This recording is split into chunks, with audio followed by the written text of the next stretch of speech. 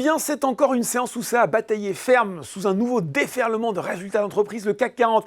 Bon, il avait clairement pris un mauvais départ, mais deux événements ont marqué la tendance à la mi-journée. D'une part, la BCE, qui sans réelle surprise a laissé ses taux inchangés, et beaucoup d'observateurs semblent désormais d'ailleurs parier qu'il n'y aura plus de nouvelles hausses en zone euro. De l'autre, on a pris connaissance de la croissance américaine au troisième trimestre en première lecture, plus 4,9%, c'est bien mieux qu'attendu, et ça confirme l'insolente santé de l'économie US, de quoi donner la migraine à la Fed sur la politique monétaire à venir. Finalement, le CAC 40, il flanche, mais pas tant que ça, clôturant à moins 0,38%, mais les 6889 points et près de 3,3 milliards d'euros échangés. C'est rouge aussi à Wall Street à 17h45, moins 0,4% pour le Dow Jones et moins 1,3% pour le Nasdaq. Aujourd'hui, c'est Meta Platforms qui est sanctionné, moins 4,3%, avec pourtant des résultats trimestriels meilleurs qu'attendus, mais des perspectives 2024 jugées sans doute trop prudentes par les investisseurs. Alphabet, pour sa part, continue de reculer à moins 1,9%. On regarde les valeurs en hausse quand même à Paris sur le CAC 40, rebond technique assez logique pour Worldline, plus 13,1% après la terrible punition d'hier.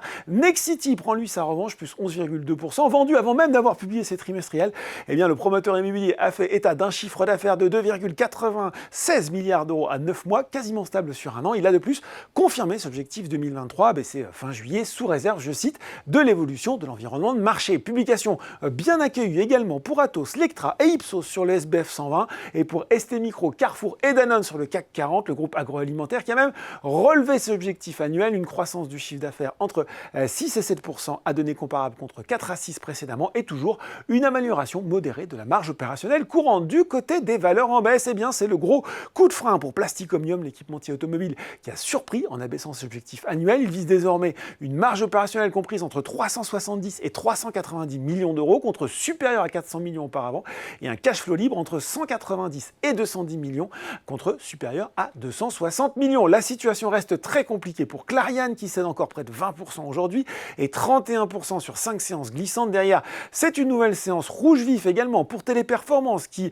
recule désormais de 16% sur un mois en repli également sur le CAC 40. BNP Paribas qui a dévoilé un bénéfice net en repli de 4% à 2,6 milliards d'euros en ligne avec les attentes. Jefferies et UBS soulignent les performances décevantes de la banque de détail en France et en Italie. Et puis les valeurs du luxe sont à nouveau en difficulté à l'image de Kering mais aussi de Hermès. Voilà, c'est tout pour ce soir. En attendant, n'oubliez pas, tout le reste de l'actu éco et finance est sur Boursorama.